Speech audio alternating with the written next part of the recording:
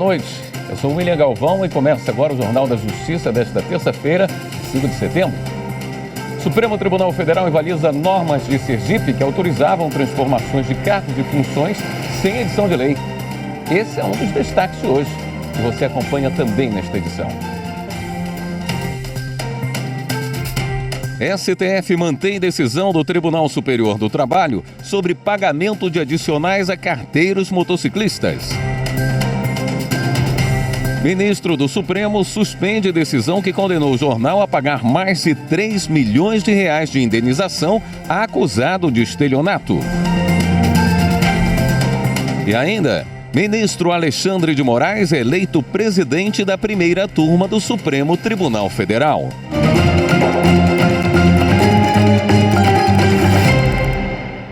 Por maioria de votos, o plenário do Supremo declarou a inconstitucionalidade de normas do Estado de Sergipe que autorizavam o Poder Executivo a transformar cargos em comissão e funções de confiança sem edição de lei.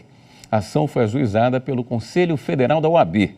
Prevaleceu o voto do relator, ministro Dias Toffoli. O ministro destacou que a norma estadual de 2018, que autorizou o chefe do Executivo a extinguir cargos e funções e criar outros em seu lugar com naturezas e formas de provimento distintos, ofende o princípio constitucional da reserva legal, que exige a edição de lei para a criação, extinção e transformação de cargos, funções ou empregos públicos. O julgamento da ação foi realizado no plenário virtual do STF. E o ministro Edson Fachin, do Supremo, suspendeu uma decisão da Justiça do Pará que havia condenado o jornal O Liberal ao pagamento de indenização de mais de 3 milhões de reais por noticiar a prisão preventiva de um homem acusado de estelionato. Amanda Mustafa. A decisão liminar foi tomada na reclamação feita pelo jornal ao Supremo Tribunal Federal, questionando decisão do Tribunal de Justiça do Pará, que considerou que a divulgação da notícia trouxe ao acusado prejuízos de ordem moral e material, entre eles a demissão de uma escola. Na reclamação ao Supremo, o jornal alega que a reportagem se baseou em informações do inquérito fornecidas pela Polícia Civil do Estado. Em despacho preliminar, o ministro Edson Fachin verificou a possibilidade de violação de decisão do Supremo na arguição de descumprimento de preceito fundamental 130, que proibiu censura prévia à atividade jornalística. Segundo ele, o valor da indenização coloca em risco o funcionamento do jornal. O ministro salientou que, embora o STF entenda que eventuais excessos possam ser objeto de controle pelo Judiciário, restrições às liberdades de expressão e de imprensa, ainda que excepcionais e temporárias, devem ser justificadas de forma adequada e proporcional. Fachin suspendeu a execução da sentença até o julgamento de mérito da reclamação. A decisão do ministro será submetida a referendo da segunda turma. Os ministros do Supremo mantiveram a decisão do TST para garantir o pagamento adicional de atividades externas e de periculosidade para carteiros que usam motocicletas. Repórter Carolina Chaves. O TST havia autorizado o pagamento cumulativo de 2 adicionais aos carteiros condutores de motocicleta. Os Correios entraram com uma ação no Supremo alegando que a decisão do TST desrespeitou a autonomia negocial coletiva.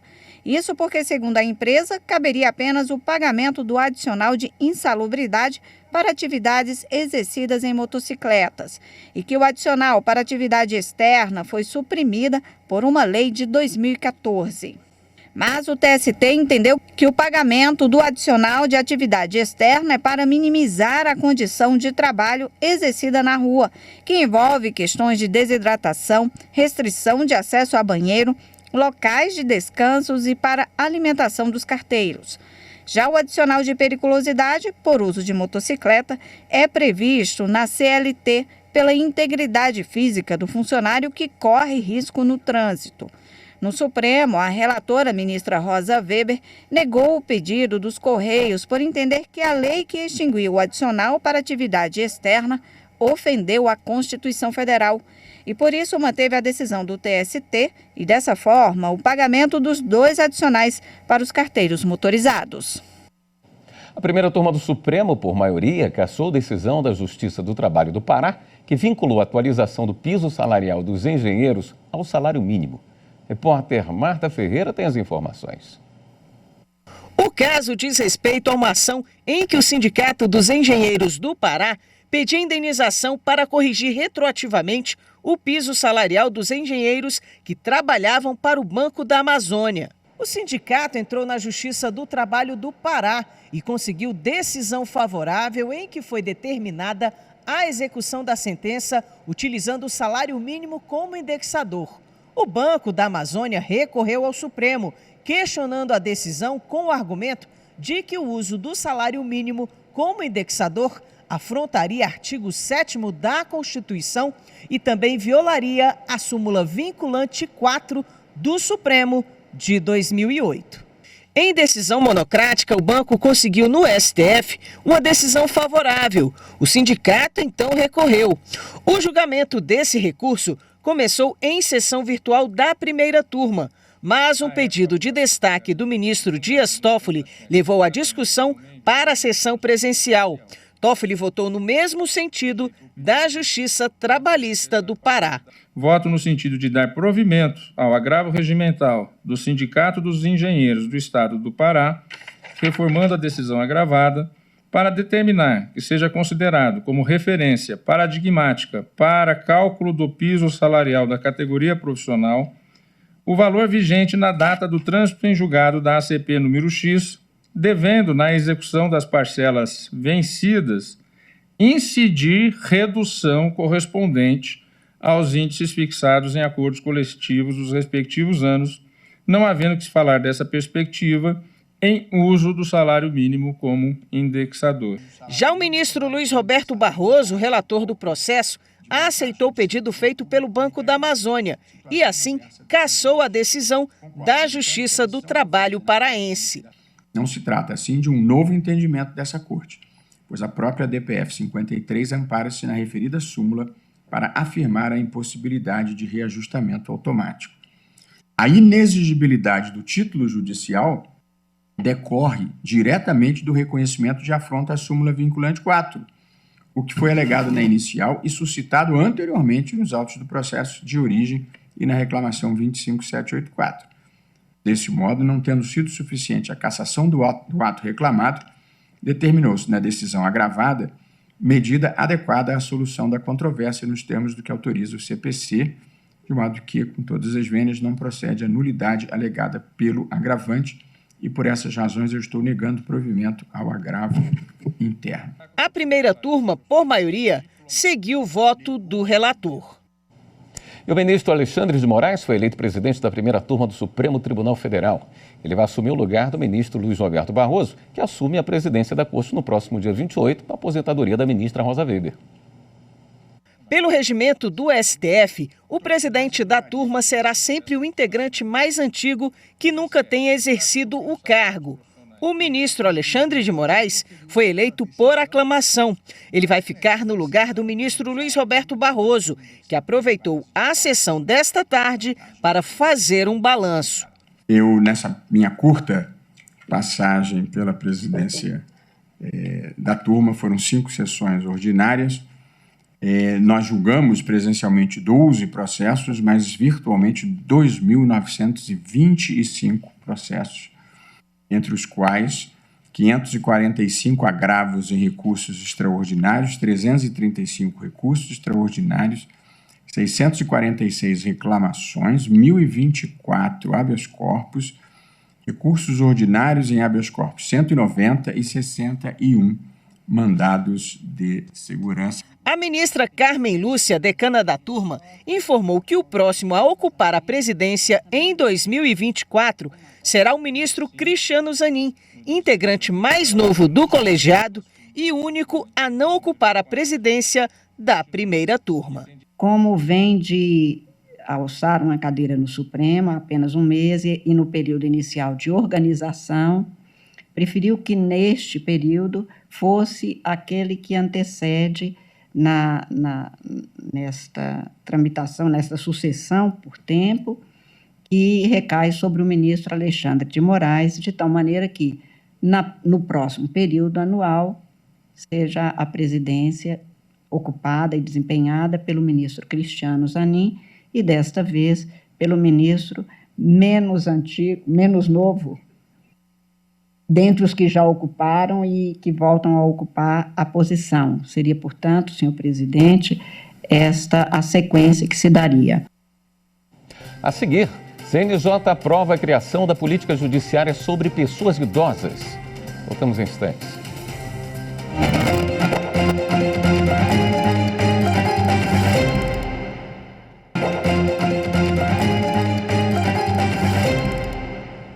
O Conselho Nacional de Justiça aprovou a criação da política judiciária sobre pessoas idosas e suas relações sociais.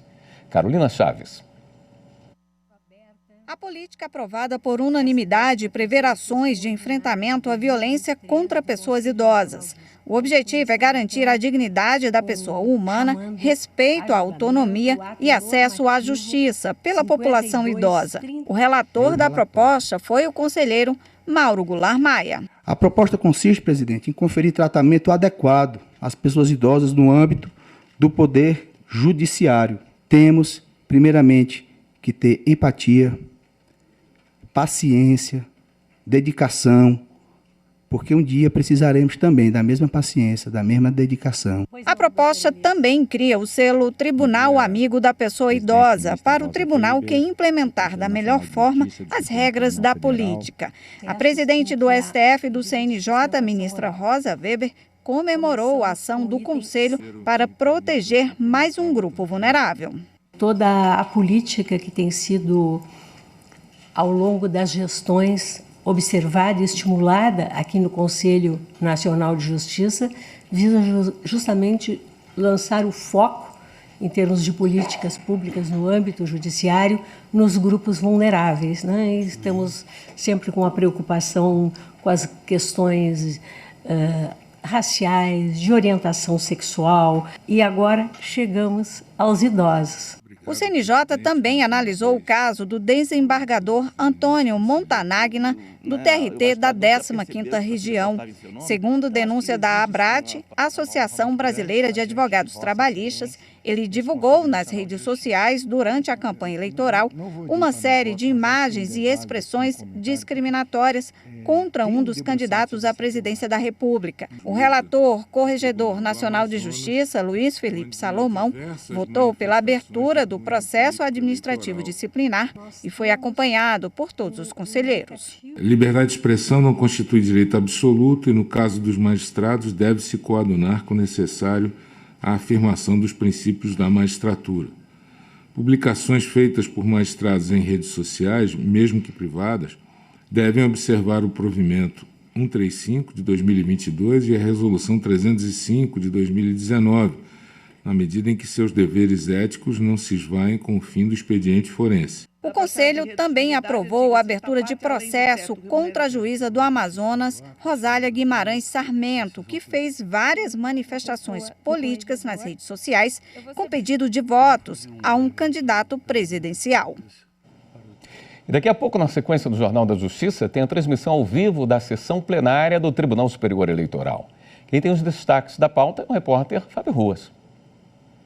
Os ministros do TSE devem julgar 3 recursos. Um deles é a acusação de fraude à cota de gênero contra o PT de São José dos Ramos, na Paraíba, nas eleições para a Câmara de Vereadores em 2020. Em outro recurso, sobre omissão de despesas, o candidato a vereador por Fortaleza, no Ceará, Francisco Bringel, questiona a desaprovação das contas da campanha dele de 2020. Ainda na pauta, uma acusação teste de propaganda 1, 2, 3, testando audiodescrição. Teste 1, 2, 3, testando 5 de setembro de 2023. Isael Pacheco. O Tribunal Regional Eleitoral do Maranhão entendeu que não houve ofensa à honra de Carlos Brandão, pré-candidato a governador do estado em 2022. Para acessar a pauta completa de julgamentos, é só entrar no site tse.jus.br. A 4ª turma do Superior Tribunal de Justiça entendeu que embargos de declaração interrompem apenas prazo de recurso, não outros meios de defesa. Repórter Samanta Peçanha. O entendimento foi estabelecido ao reformar acórdão do Tribunal de Justiça do Paraná, que, interpretando o artigo 1026 do Código de Processo Civil, considerou que os embargos de declaração interrompem o prazo para interposição de qualquer defesa do devedor, incluindo a impugnação ao cumprimento de sentença. No entendimento do Tribunal Paranaense, o objetivo de interromper prazos aos embargos de declaração é o de não causar prejuízo à parte que os opõe.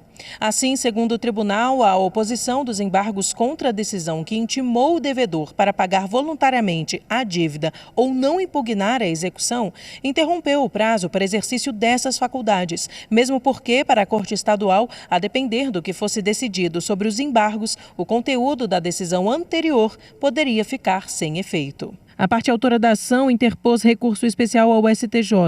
O relator ministro Antônio Carlos Ferreira apontou que o Tribunal de Justiça do Paraná realizou interpretação extensiva do artigo 1026 da Lei Processual, a fim de expandir o significado de recurso e abarcar no dispositivo qualquer defesa ajuizada pela parte executada. Entretanto, para o ministro, não é possível interpretar extensivamente o artigo 1026 do CPC, sob pena de usurpação das competências do Poder Legislativo, tendo em vista que a expressão recurso não permite a extração válida do sentido mais amplo de defesa ajuizada pelo devedor. Antônio Carlos Ferreira também lembrou que, de acordo com a jurisprudência do STJ, o rol de recursos trazido pelo artigo 994 do CPC de 2015 é taxativo. Por maioria, a quarta turma deu provimento ao recurso especial e julgou intempestiva a impugnação ao cumprimento de sentença. A seguir, operação em 22 estados e no Distrito Federal retira mais de 500 trabalhadores de condição análoga de escravo. Voltamos já.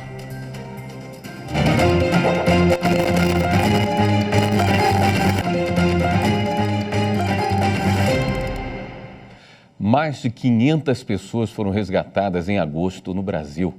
Essa é a maior operação de combate ao trabalho escravo e tráfico de pessoas da história do país. Os detalhes com o repórter Pablo Lemos. Ao todo, mais de 70 equipes de fiscalização participaram da operação em 22 estados e no Distrito Federal. As regiões onde ocorreram mais resgates foram Minas Gerais, Goiás, São Paulo, Piauí e Maranhão. Na área rural, o número de vítimas foi de 279. Já na área urbana, chegou a 57. O total é de 532 trabalhadores resgatados. Entre o resgate de trabalhadores domésticos está o de uma idosa de 90 anos que trabalhou por 16 anos no Rio de Janeiro sem carteira assinada. A vítima é a pessoa mais idosa já resgatada de trabalho escravo no Brasil. Os trabalhadores já receberam aproximadamente 3 milhões em verbas rescisórias e já foram pagos cerca de 2 milhões em danos morais coletivos. Esta é a maior ação conjunta já realizada no país com a finalidade de combater o trabalho análogo ao de escravo e o tráfico de pessoas. A operação envolveu o Governo Federal, o Ministério Público do Trabalho, Ministério Público Federal, Defensoria Pública da União, Polícia Federal e Polícia Rodoviária Federal. A comida do almoço, o carro que te busca ou leva em casa, as compras do supermercado, cada vez mais serviços são oferecidos por aplicativos de celular. E se eles facilitam a nossa vida, também servem de oportunidade de emprego para milhões de pessoas em todo o mundo. Mas é importante lembrar que essa modalidade ainda não é regulamentada no país. Por esse motivo, a Justiça do Trabalho promoveu um seminário internacional para debater o assunto. Rafael Oliveira. Só no Brasil, apenas no setor de transportes, 1.700.000 trabalhadores usam plataformas digitais para gerar renda. Diante dessa nova realidade, a Organização Internacional do Trabalho, a OIT, recomendou em 2021 que os direitos fundamentais dos trabalhadores de aplicativos fossem assegurados para garantir a proteção do trabalho decente. Segundo o presidente do Tribunal Superior do Trabalho e do Conselho Superior da Justiça do Trabalho, ministro Lélio Bentes Correia, esses profissionais permanecem sem proteção jurídica e na informalidade. Cerca de 80% dos entregadores e motoristas de aplicativo não está coberto por qualquer benefício da Previdência Social. E esses trabalhadores encontram-se desassistidos em casos de doenças ou acidentes de trabalho, além de não computar o tempo respectivo para fins de aposentadoria. Cada vez mais, essa forma de prestação de serviços tem se ampliado a outras atividades, atingindo setores como educação, trabalho de cuidado, trabalho doméstico e até a representação de partes em audiência. São pessoas que, na sua grande maioria, trabalham sem qualquer espécie de proteção jurídica, na mais absoluta informalidade, o que projeta uma situação de extrema gravidade, como tivemos oportunidade de experienciar no período da pandemia. Este foi um dos assuntos abordados no primeiro dia do seminário Trabalho Plataformizado e a Preservação do Humanismo na Sociedade Digital. O evento é promovido pela Escola Nacional de Formação e Aperfeiçoamento de Magistrados do Trabalho, a ENAMAT, e conta com painéis e conferências sobre a identidade jurídica do trabalhador, os desafios da regulação do trabalho em plataformas e a subordinação trabalhista na era digital.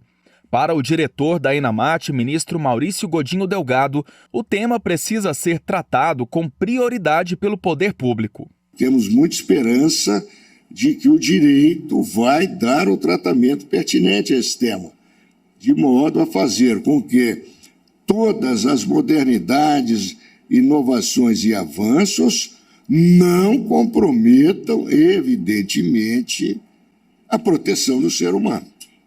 Seria algo muito contraditório e lamentável que o avanço tecnológico, que é um produto de toda a humanidade e não só do poder econômico, embora ele se aproprie mais desse avanço, se volte contra as pessoas que vivem do trabalho e que foram os criadores de grande parte dos avanços ao lado dos gênios da ciência e em favor apenas de uma parcela minúscula da sociedade, embora muito importante também, que é o poder econômico. O seminário continua nesta quarta-feira na sede do TST em Brasília e tem transmissão ao vivo pelo canal da ENAMAT no YouTube. O Pacto Nacional pela Primeira Infância do CNJ vai implementar a partir de novembro, em União dos Palmares, o projeto piloto Bebê Quilombola. Confira na reportagem de Lídia Lemos. As tratativas para a efetivação do programa tiveram início com uma reunião entre o CNJ, Judiciário, Executivo Municipal e representantes da saúde, educação, assistência social, além de líderes da comunidade quilombola no município. Muitas vezes são comunidades pequenas, esquecidas, mas que sabemos são de grande valor histórico, cultural. Então o objetivo hoje desta reunião é tratar de ações voltadas, principalmente para a primeira infância dessas comunidades. Ações de saúde, educação, enfim, medidas que possam garantir a sobrevivência e a dignidade dessas pessoas. Ivânia Guest, gestora adjunta do Pacto, explica que União dos Palmares foi escolhido pela sua história e representatividade. Ela conta ainda como o projeto deve funcionar em parceria com outras instituições e servir de modelo para outros estados. Nós temos agora essa soma do papel do judiciário, como também fundamental para a implementação dos direitos e olhar justamente para a especificidade da cultura, da vulnerabilidade, do potencial, da valorização da infância específica quilombola. Então nós temos muito interesse de outros signatários do pacto, como o Ministério da Educação, da Saúde, de Direitos Humanos, de Igualdade Racial, de Desenvolvimento Social, de ampliar, inclusive, a partir das experiências que forem construídas nesse coletivo, e aprimorar as políticas nacionais. Dorinha Cavalcante é afrodescendente da comunidade Ada Pumunquém, onde moram atualmente cerca de 500 pessoas, entre elas pelo menos 50 crianças de 0 a 6 anos de idade, que serão beneficiadas com o projeto Bebê Quilombola. É importantíssimo esses projetos para a comunidade, porque aí viabiliza maior esclarecimento, uma melhor educação, né, a melhor saúde para os nossos bebês. Então, as políticas públicas melhoram dentro do nosso quilombo. O presidente da Fundação Cultural Palmares também participou do encontro e reforçou a importância do projeto para a comunidade e para a história de união dos Palmares. Quando se trata de proteger as crianças e garantir cultura, liberdade de existência, saúde, uma série de benefícios, faz com que a sociedade fique menos violenta. E no caso de uma criança quilombola como símbolo, é muito importante porque esse lugar aqui é uma espécie de paraíso da visão quilombola. Porque foi aqui que se projetou um Brasil diferente, até 1695, quando provisoriamente se abortou a ideia da liberdade. Então, um projeto como esse da CNJ traz um pouco a ideia de uma criança que aqui esteve, conhecida como Zumbi, mas cujo nome original seria Francisco, e que pensou muito no mundo melhor para o Brasil. Esta edição do Jornal da Justiça fica por aqui. Uma ótima noite para você. Até amanhã.